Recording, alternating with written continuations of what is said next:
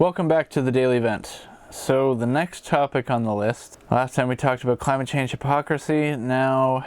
Okay, very good. So what responsibility do Christians have to be good citizens? This is something that's probably fair to say that I'm still kind of trying to discern, maybe is a good word, as I guess we all should be doing. But essentially it's like, I won't get too deep into it because theologically I'm not quite sure where I should stand yet, although I do feel kind of, I don't know if the right word is a conviction about it, but possibly. I just feel like this feeling, I don't really want to use feeling either because feelings are so wishy-washy and you should not be very led by them, you know. But essentially I have this maybe gut feeling, heart attitude that Christians should be good citizens. And if we're not being good citizens, what does that say about us? And what does it mean to be a good citizen? So I guess I'll go back to the theme of this show, which is asking questions, where, you know, what responsibility do Christians have to be good citizens? What does that look like? Because depending on who you talk to, sometimes you kind of get the vibe that like, oh, we are, unless it is specifically an issue of preaching the gospel, we are to otherwise pray and do nothing. People don't necessarily say that, but depending on the topic, that might be the vibe of what you hear in a response. Maybe you've heard something similar to that before, or maybe you literally heard somebody say that. But regardless, it's like,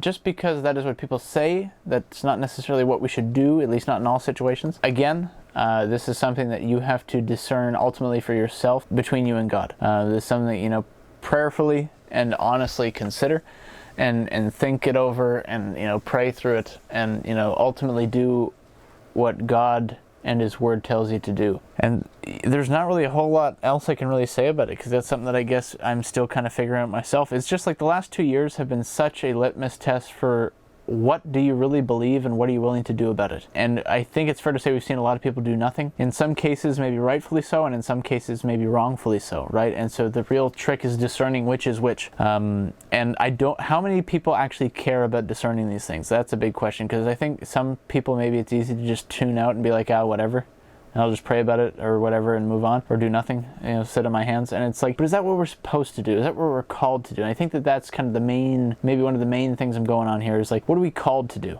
What is right to do? What is the righteous thing to do? Because we have this, like, one of my friends said this before, and I think that she got it, I think she heard it from Voddie Baucham. I'm not sure. Could be wrong. Is the 11th commandment, thou shalt be nice? You know, and it's like, obviously that's not a thing, but it's like the idea of like, you know, Christians are supposed to be nice. You know what I mean? And it's like, as a result, we kind of don't do certain things because, oh, that's not nice. And it's like, but is, like, are we called to just be nice? You know what I mean? Like, Jesus is loving and Jesus whipped the church. And it's also important to state that, you know, that was for a reason and that didn't happen all the time. Like, and so I think we have to be very careful in how we interpret and apply scripture in our own lives, because you probably get a lot of people that are doing all kinds of crazy things that they shouldn't be doing. And so I want to acknowledge that. And so that's why it's like you on your own should prayerfully discern, study to show yourself approved, seek God on it, and go from there. Don't take my word for it, and maybe don't take other people's word for it. Go to God on your own, or go to God collectively as a family, as a church, as a community of believers, and seek God's face, seek God's will, seek what is God's will for this situation, because each situation might be a little bit different or might be very different. And so I guess I'll leave it there. But essentially, just think about this theme of, you know, what responsibility do Christians have to be good citizens, and what does that look like? And so I'll leave that there. Yeah, that's something I guess we could probably all discern that more, or do some more discerning on that. Until next time, this has been the Daily Vent.